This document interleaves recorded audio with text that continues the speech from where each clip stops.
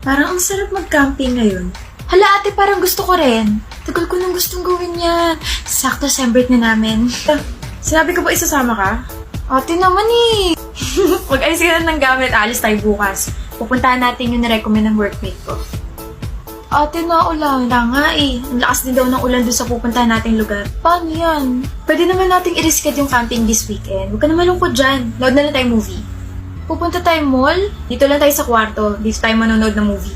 Eh, nasa sala yung TV. May binila ko last week. Kararating lang kahapon. Manonood tayo ng movie gamit nito. Projector? Hindi lang basta projector to, no? This is the Wanbo T6 Max projector. Ang maganda pa rito, it supports phone mirroring, it provides ultra-high definition and high brightness viewing experience.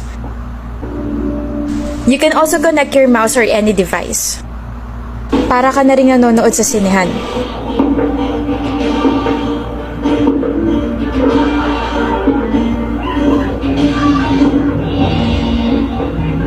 Pwede nating dalhin kahit saan yan?